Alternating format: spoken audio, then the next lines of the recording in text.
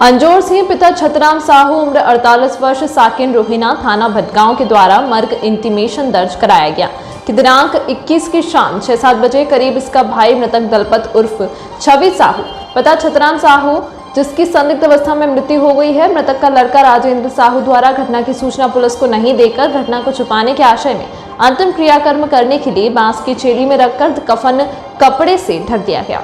पूछताछ के दौरान मृतक के पुत्र राजेंद्र द्वारा मृत्यु के संबंध में गोलमोल जवाब देते हुए पलंग से गिरने से सर में चोट लगने का मृत्यु होना बताया गया।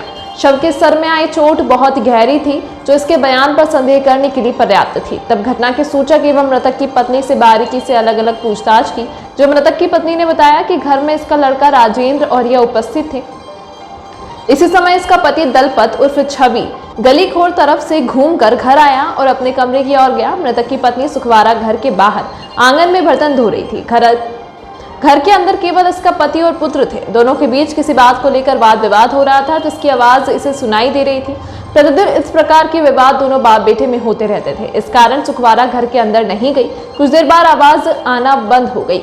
सुखवारा बाई बर्तन धोकर घर के अंदर जाकर देखा कि इसका पति अपने पलंग में मुंह के बल पड़ा था, सिर में चोट लगी थी, खून बह रहा था। इसका लड़का अपने कमरे में सोया था। इसका लड़का राजेंद्र साहू इन्हें घटना के संबंध में किसी को नहीं बताने के लिए कहा।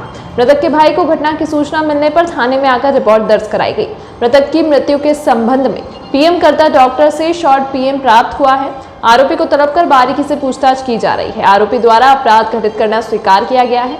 आरोपी के कब्जे से घटना में प्रयोग लोहे की छेनी को विधिवत जब्त किया जाकर आरोपी को गिरफ्तार कर जुडिशनल रिमांड में भेज दिया गया है।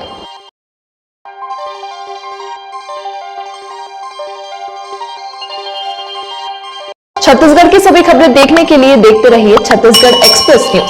सब्सक्राइब करें और बेल आइकन दबाना ना भूलें।